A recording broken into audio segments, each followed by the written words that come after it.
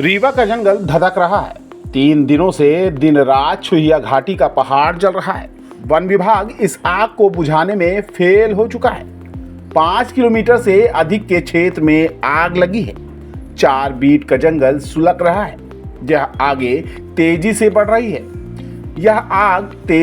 रही है। बांसा, कुसमी, मड़वा और गोविंदगढ़ के जंगल में 10 से अधिक जगहों पर आग लगी हुई है।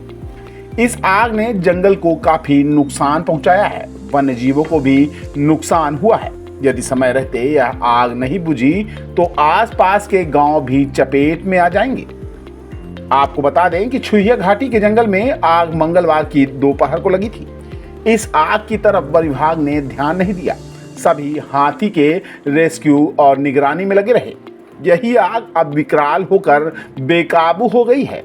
आग ने तांडव मचा दिया है। इसकी लपटों ने कई किलोमीटर एरिया के जंगल को अपनी चपेट में ले लिया है। छुहिया घाटी में झाड़ियों की संख्या अधिक है। यही वजह है कि इन झाड़ियों के कारण आग तेजी से बढ़ रही है। हालात तो यह हो गए हैं कि इसे काबू कर पाना वन विभाग के बस की भी बात नहीं रह गई है।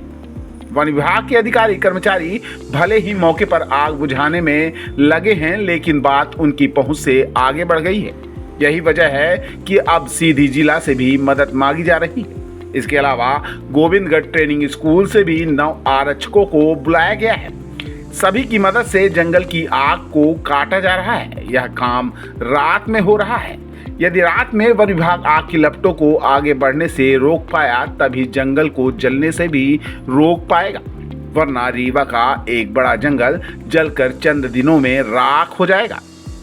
हालांकि दिन में कुछ लोगों ने फायर ब्रिगेड की मदद से छुहिया घाटी में लगी आग को रोकने की कोशिश की, लेकिन यह प्रयास नाकाफी है। दिन में जंगल की आग को काबू में कर पाना असंभव है। तेज गर्मी और हवा के कारण पानी भी इस आग को बढ़ने से नहीं रोक पाती। यही वजह है कि वन विभाग सिर्फ रात में ही इस पर काम कर रहा है। इस आग से हर कोई डरा हुआ है। यह आग तेजी से सीधी और टीकर की तरफ बढ़ रही है। यदि समय रहते इस आग पर काबू नहीं पाया जा सका तो यह कई गांव को भी अपनी चपेट में ले लेगी।